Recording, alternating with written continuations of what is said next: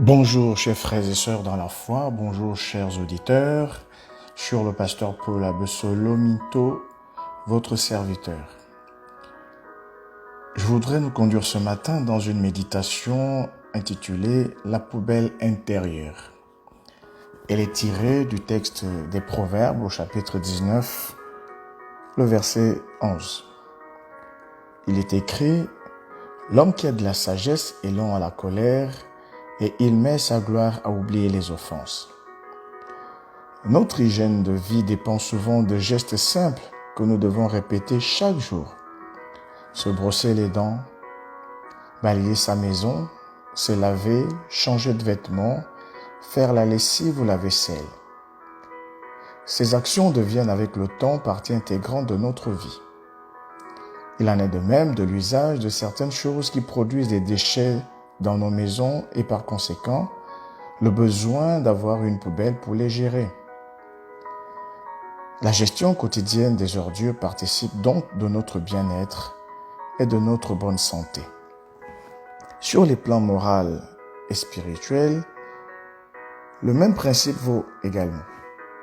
La gestion de nos relations n'est pas toujours une tâche aisée, car des frottements interpersonnels peuvent naître des conflits, des offenses qui pourraient se révéler très nocives pour la vie intérieure de la personne. Ces affections ont elles aussi besoin d'une poubelle du cœur. La poubelle du cœur, c'est le choix intérieur que l'on fait de cesser de réclamer justice contre l'offenseur en présence ou non d'une demande de pardon ou d'une volonté de restitution. C'est le lieu virtuel dans lequel l'on jette toutes les offenses, minimes ou graves, commises contre nous. C'est un moyen de se débarrasser des choses qui risqueraient de pourrir notre vie si l'on ne prend garde. La poubelle intérieure est une nécessité. Elle nous évite de sentir l'odeur nauséabonde de l'amertume et du ressentiment. Elle doit faire partie de la vie normale de toute personne désireuse de respirer l'air pur de la paix et de la joie intérieure. Elle nous maintient en bonne santé physique, morale et spirituelle. Elle nous protège des microbes de la haine et de la colère. Oui, l'homme qui a de la sagesse est lent à la colère. Il prend plaisir à oublier les offenses. Il en fait un point d'honneur. Il sait que cela coûte, mais il consent à faire des efforts indispensables à l'assainissement de son environnement intérieur. Assainissement sans lequel sa vie ressemblerait à une décharge d'ordures puantes et impropre à la vie. Et comme nos maisons que nous nettoyons chaque jour, sans relâche, nous devons toujours continuer de jeter dans la poubelle intérieure de nos cœurs les ordures de la vie. C'est pourquoi Jésus a dit à Pierre qu'il faudra qu'il pardonne à celui qui l'a offensé 70 fois, 7 fois.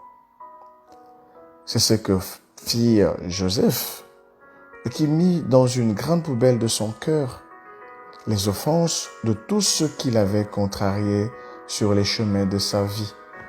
Ses frères qu'il avait vendus, les commerçants qu'il avait traités comme un esclave, la femme de Potiphar qu'il avait accusé à tort d'avoir voulu la violer, Potiphar qui le mit injustement en prison, et les chansons qu'il oublia. C'est ce que fit aussi David, qui jeta dans une grande poubelle intérieure toutes les offenses de son père Isaïe qu'il oublia parmi ses enfants au moment de désigner un nouveau roi parmi les enfants d'Israël. Il oublia, oui, David, les 15 années de course-poursuite de Saül contre sa personne, à l'époque très fragile. Il oublia les injures proférées par Chiméi le Benjamite alors qu'il était fugitif devant son propre fils Absalom. Et j'en passe. C'est aussi ce que fit Étienne au moment où il fut lapidé en criant « Seigneur, ne leur impute pas ce péché ». Ou encore l'apôtre Paul, lorsqu'il dit de ceux qui voulaient lui susciter davantage de tourments étant en prison, « Ceux-là annoncent Christ par des motifs qui ne sont pas purs et avec la pensée de me susciter quelques tribulations dans mes liens. » Qu'importe. De toute manière, que ce soit pour l'apparence, que ce soit sincèrement, Christ n'est pas moins annoncé. Je m'en réjouis et je m'en réjouirai encore. Philippiens chapitre 1, versets 17 à 18.